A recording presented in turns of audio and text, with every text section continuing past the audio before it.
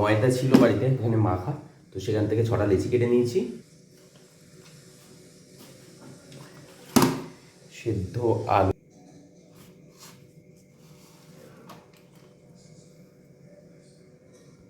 আর দিয়ে দেবো একটা চিজ। দেখো চিজ স্লাইস এর উপর দিয়ে এটাকে এখন মাইক্রো করতে দেবো। সো মাইক্রোতে জাস্ট 1 মিনিটের জন্য এটাকে একটু গরম করে নেবো সব কিছু। জাস্ট 1 মিনিট, এই 1 মিনিট 20 সেকেন্ড মতো দিয়ে দিলাম।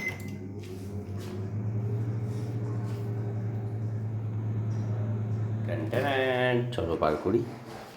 দেখো বেশ গলে গেছে সব কিছু। তো এটাকে স্ম্যাশ করবো, তার আগে মাইক্রোটা বন্ধ করে দিই, কপার দিয়ে দিই। এর উপরে দিয়ে দেবো একটুখানি ব্ল্যাক পেপার, একটু সল্ট, কারণ এর মধ্যে অলরেডি চিজ আছে আর বাটার আছে, তো নোনতা হয়েই যাবে।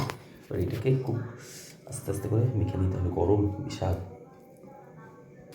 সো দেখো বেশ মিহি করে কিন্তু মেখে নিয়েছি, যেন কোনো মানে ভেতরে দানা না থাকে। আর ময়দা থেকে এখন লেচি কেটে নিয়েছি, কেটে নিয়ে দেখো কি সুন্দর করে বেলে নিয়েছি।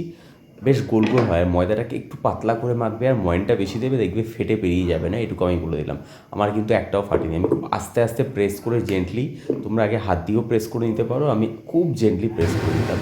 নিয়ে এবার ভালো করে লাল লাল করে ভাজবে। এটা কিন্তু বেশি ছাঁকা মানে সাদা সাদা ভাজবে না, একটু তেলটা গরম করে নেবে, নিয়ে বেশ লাল লাল করে ভাজবে, তবেই কিন্তু এর টেস্ট ভালো লাগবে, মানে খেতে তোমরা মজা পাবে এটাকে।